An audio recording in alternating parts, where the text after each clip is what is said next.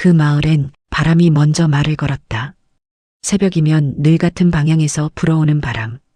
비린내와 소금기, 젖은 밧줄 냄새를 함께 실어오는 바람. 사람들은 그것을 바다 냄새라고 불렀다. 나는 그 냄새를 싫어한 적이 없었다. 아니, 정확히 말하면 그 냄새가 살아가는 냄새라는 걸 너무 빨리 배워버린 사람이었다. 20살이 채 되기 전이었다. 나는 시장 끝 작은 생선 좌판 옆에서 칼을 잡고 살았다.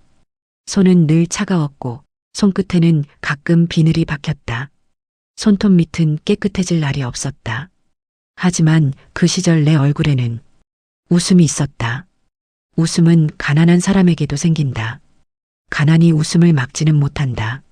다만 웃음 뒤에 붙는 한숨이 조금 길 뿐이었다.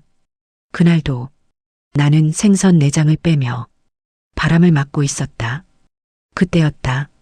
시장 입구에서 낯선 남자가 들어왔다. 키가 크지도 않았고 잘생긴 얼굴도 아니었다. 그런데 이상하게 그 사람의 걸음이 내 눈을 잡아 끌었다. 걸음이 느리지도 빠르지도 않았다. 마치 늘 무거운 무언가를 어깨에 얹고 사는 사람처럼 조심스러웠다. 그는 내 좌판 앞에서 멈춰섰다. 갈치 있습니까? 목소리가 낮았다. 그러나 그 낮은 목소리 안에 이상하게 따뜻한 게 섞여 있었다. 나는 칼을 잠시 내려놓고 갈치를 꺼내 보이며 말했다. 있어요. 오늘 들어온 거라 싱싱해요. 그가 갈치의 눈을 한번 보더니 나를 살짝 바라봤다. 눈이 마주쳤다. 그때 내 가슴에서 무언가가 툭 떨어졌다. 나중에 생각해보면 그건 사랑이 아니라 예감이었을지도 모른다. 사람은 큰일이 생길 때마다 가슴이 먼저 알아채곤 하니까. 그는 갈치를 사고도 한참을 서 있었다. 손 안 시렵습니까? 그 질문에 내가 피식 웃었다. 손 시리면 뭐해요? 살아야죠. 그가 내 웃음을 보고 조금 어색하게 웃었다. 그렇죠. 살아야죠. 그가 돌아서며 말했다. 내일도 여기 계십니까? 나는 고개만 끄덕였다. 그는 대답 대신 짧게 고개를 숙이고 바다 쪽으로 걸어갔다. 그리고 다음 날도, 그 다음 날도 그는 늘 같은 시간에 왔다. 나는 그가 어부라는 걸 금방 알았다. 해가 채 뜨기도 전에 이미 파도 냄새를 입고 있었고 손등엔 굳은 살이 박혀 있었고 옷깃엔 소금기가 하얗게 말라 있었다. 그가 바다를 떠난 사람이라면 그 정도 냄새는 나지 않는다. 그건 하루하루 바다와 몸으로 싸우고 사는 사람의 냄새였다. 그렇게 우리는 연애를 시작했다. 거창한 고백 같은 건 없었다. 그저 그가 내 앞에 서는 시간이 늘었고 내가 그 사람을 기다리는 시간이 늘었다. 어느 날은 바닷가 방파제 끝에 서서 둘이 아무 말 없이 바다를 봤다. 바다는 자랑하지 않았다. 늘 그 자리에서 출렁일 뿐이었다. 그가 갑자기 말했다. 내가 겁이 많습니다. 나는 웃었다. 어부가 겁이 많으면 어떡해요? 그가 고개를 저었다. 바다는 겁이 많을수록 살아남습니다. 그 말이 이상하게 내 마음을 안심시켰다. 그날 그는 내 손을 잡았다. 바닷바람 속에서 내 손을 잡아주던 그 따뜻함이 내 인생의 시작이었다. 그리고 우리는 결혼했다. 마을 잔치는 소박했지만 시끄러웠다. 아주머니들은 내 얼굴을 만지며 말했다. 잘됐다. 이제 너도 사람답게 산다. 사람답게 산다는 말이 그때는 참 좋았다. 나는 드디어 내 편이 생긴 것 같았다. 결혼하고 나서의 삶은 평범했다. 평범하다는 건 살아본 사람만 안다. 평범함은 사치다. 새벽이면 남편은 일어나 작업복을 입었다. 그리고 조용히 문을 나섰다. 나는 잠결에도 그 발소리를 들었다. 발소리는 나를 깨우지 않았다. 대신 내 가슴 한쪽을 항상 붙잡아 두었다. 그렇게 남편이 나가고 나면 나는 밥을 지었다. 한 숟갈 떠서 국에 말아 먹었다. 배가 고프지도 않았다. 그저 그가 무사히 돌아오길 바랐다. 이상하게도 바다에 나가는 사람을 가진 아내는 아침마다 기도를 한다. 종교가 없어도 기도를 한다. 오늘도 무사히. 그 한마디가 기도의 전부였다. 첫 아이는 아들이었다. 남편은 아들을 품에 안고 한참을 들여다보며 말했다. 이 녀석아, 너는 바다에 안 보낼 거다. 나는 그 말을 듣고 가슴이 놓이면서도 가슴이 아팠다. 바다는 그의 일이고 그의 삶인데 그는 이미 바다의 위험을 아이에게서 떼어놓고 싶어 했다. 둘째는 딸이었다. 딸이 울면 남편은 어쩔 줄 몰라 했다. 왜 우는 거야? 내가 뭘 잘못했나? 그 모습이 참 웃기면서도 참 사랑스러웠다. 우리 집은 넓지 않았다. 비가 오면 지붕에서 물이 새기도 했고 겨울이면 바람이 문틈으로 들어와 이불 속까지 스며들었다. 그래도 내 마음은 따뜻했다. 남편이 돌아오는 저녁 아이들이 아빠 하고 뛰어나가고 남편이 아이들을 번쩍 들어올리며 웃고 나는 부엌에서 된장국을 휘저으며 그 소리를 듣는 것. 그게 행복이었다. 행복은 그렇게 크지 않았다. 크지 않아서 더 오래 갔으면 좋았는데 어느 날 남편이 작업복을 벗으며 나에게 말했다. 여보, 내 옷에서 냄새나지? 나는 그의 옷깃을 잡아 코를 대었다. 소금기, 젖은 밧줄, 바다의 금속 같은 냄새. 나는 말했다. 당신 냄새는 늘 바다 냄새야. 그가 웃었다. 바다가 나를 데려가진 않을 거야. 그는 가볍게 말했을 것이다. 그런데 사람은 가볍게 던진 말이 인생을 찌를 줄 모른다. 나는 그 말에 괜히 화를 냈다. 그런 말하지 마. 그런 말하면 이상해. 그가 내 어깨를 툭 쳤다. 알았어. 그럼 안 할게. 그리고 그날 밤 우리는 아이들 옆에서 조용히 잠들었다. 태풍 예보가 있었다. 마을은 태풍 예보 하나로 숨을 줄였다. 바다는 화가 나면 사람을 삼킨다. 그걸 모르는 사람은 어촌에 없다. 그런데도 배는 나가야 했다. 바다는 무섭지만 밥은 더 무섭다. 남편은 그날 평소보다 말이 없었다. 그는 밥을 먹다가 젓가락을 내려놓고 아이들 얼굴을 오래 봤다. 아들은 밥풀이 입가에 묻어 있었고 딸은 반찬만 골라 먹었다. 남편이 말했다.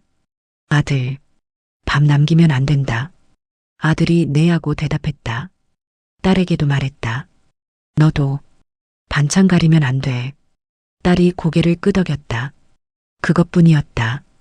그가 문을 나설 때 나는 이상하게 그 뒷모습을 눈으로 붙잡고 있었다. 이상하게 그날은 그의 어깨가 조금 더 무거워 보였다. 나는 말하고 싶었다. 오늘은 나가지 마. 오늘은 그냥 쉬어. 아이들도 아프고 없는 핑계라도 대고 싶었다. 하지만 내가 그 말을 하지 못한 이유는 내가 알고 있었기 때문이다. 그가 쉬면 우리 집이 흔들린다. 나는 그가 문을 나설 때 딱 한마디만 했다. 조심해. 오늘은 바람이 세. 그는 고개를 끄덕이며 짧게 말했다. 응, 금방 올게. 금방이라는 말이 세상에서 가장 잔인한 말이 될 줄 나는 몰랐다. 그날 오후 바람이 거칠어졌다. 파도 소리가 집 안까지 들렸다. 아이들이 겁을 내며 내 옆에 붙었다. 나는 아이들을 안고 밖을 내다봤다. 바다는 회색이었다. 하늘과 바다가 구분되지 않았다. 그날 밤 남편은 돌아오지 않았다. 새벽까지 기다렸다. 문득문득 대문이 흔들리면 나는 벌떡 일어났다. 하지만 바람뿐이었다. 아침이 밝았는데도 남편은 없었다. 마을에 소문이 돌기 시작했다. 배가 연락이 끊겼대. 그 배 내 남편 배 아니야? 어쩌면 좋냐? 나는 그 말을 듣고도 믿지 않았다. 사람은 믿고 싶지 않은 건 끝까지 믿지 않는다. 나는 방파제로 달려갔다. 바닷가엔 이미 사람들이 모여 있었다.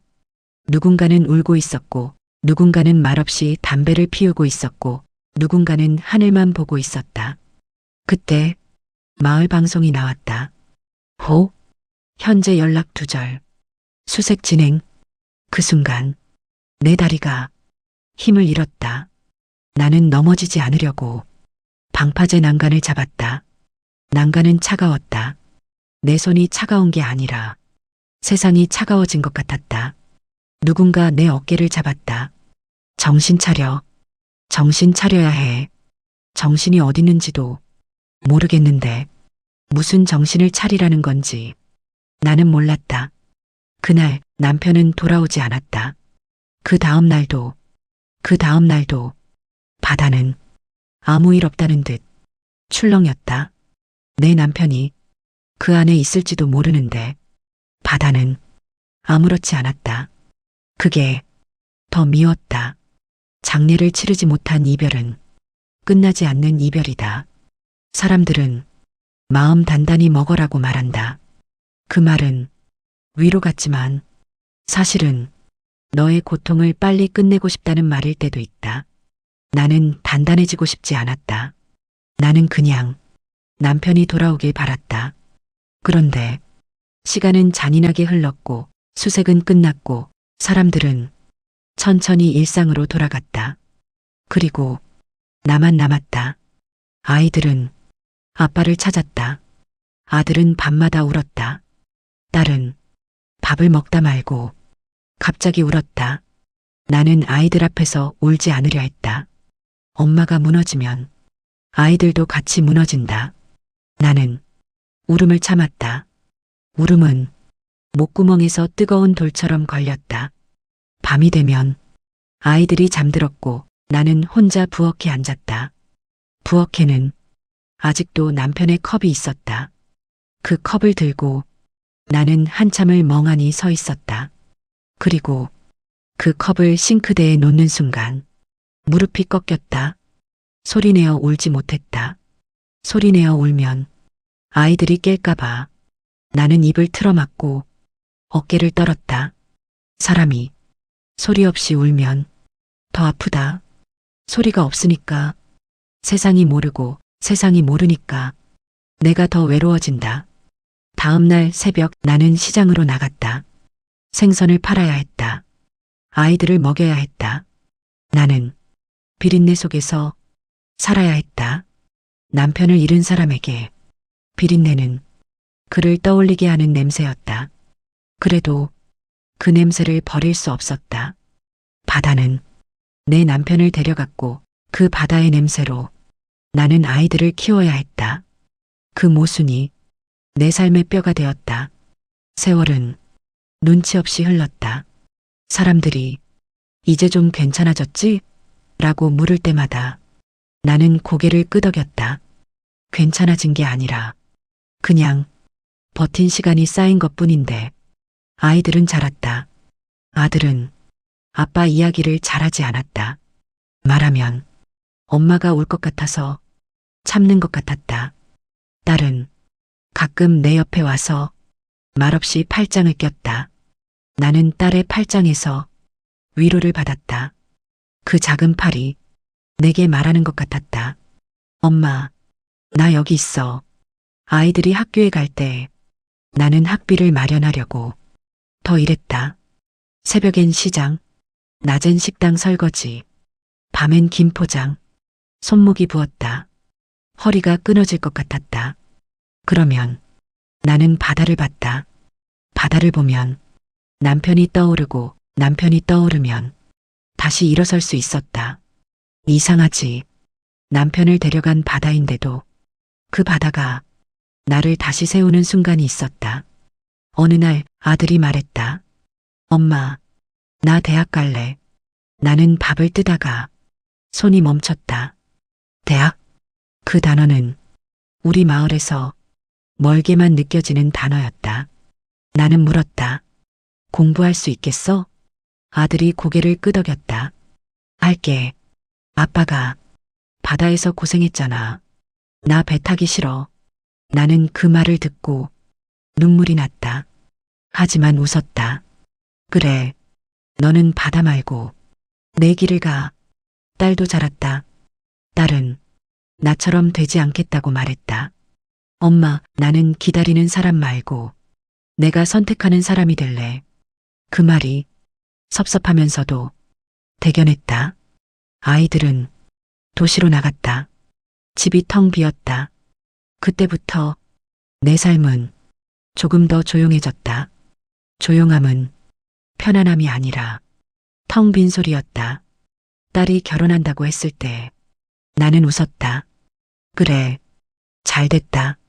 그런데 밤이 되자 잠이 오지 않았다. 나는 딸의 사진을 꺼내 보았다. 어릴 때 딸이 내 치마를 붙잡고 울던 얼굴, 아빠를 찾던 얼굴, 그 얼굴이 떠올랐다. 너도 참 많이 컸다. 결혼식 날, 딸은 드레스를 입었다. 하얀 드레스는 딸을 눈부시게 만들었다. 나는 딸의 머리를 만지며 말했다. 예쁘다. 우리 딸. 딸이 내 손을 잡았다. 엄마, 고생했어. 그 한마디에 내 가슴이 무너졌다. 나는 딸 앞에서 울지 않으려 했지만 눈물이 났다. 딸은 내 손을 꼭 잡고 조용히 말했다. 엄마, 이제 엄마도 좀 행복해. 나는 웃으며 고개를 끄덕였다. 행복. 나는 행복이라는 말을 잊고 살았던 것 같다. 그날 결혼식장 한쪽에서 나는 남편을 떠올렸다. 당신이 여기 있었으면 얼마나 좋았을까. 딸이 입장로들을 걸을 때 나는 속으로 말했다. 당신, 우리 딸 잘 컸지? 바깥에서 바람이 불었다. 그 바람이 바다 냄새를 실어온 것 같았다. 나는 그게 남편의 인사 같았다. 결혼식이 끝난 뒤 집으로 돌아오니 집은 더 텅 비어 있었다. 아들은 도시에서 살고 딸도 이제 남의 집 사람이었다. 나는 방파제로 걸어갔다. 젊을 때 자주 가던 곳, 남편을 기다리던 곳, 그날도 파도는 출렁였다. 바다는 어제도 출렁였고 오늘도 출렁였고 내일도 출렁일 것이다. 바다는 우리의 슬픔을 기억하지 않는다. 그런데 사람은 기억한다. 그래서 사람은 아프다. 나는 방파제에 앉았다. 그리고 남편의 이름을 속으로 불렀다. 한 번, 두 번 이름을 부르면 그가 올 것 같았다. 하지만 그는 오지 않았다. 나는 이제 안다. 바다는 그를 데려갔고 나는 그 바다 곁에서 끝까지 살아남았다는 걸. 나의 삶은 대단한 성공도 화려한 행복도 없었다. 그러나 두 아이를 키웠다. 두 아이를 사람으로 만들었다. 두 아이를 웃게 했다. 나는 그걸로 충분하다. 바다는 그를 데려갔다. 하지만 바다는 나를 데려가지 못했다. 나는 무너지지 않았다. 나는 끝내 살아냈다. 그리고 이제는 조금 고요해졌다. 파도가 여전히 출렁여도 내 마음은 조금 고요해졌다.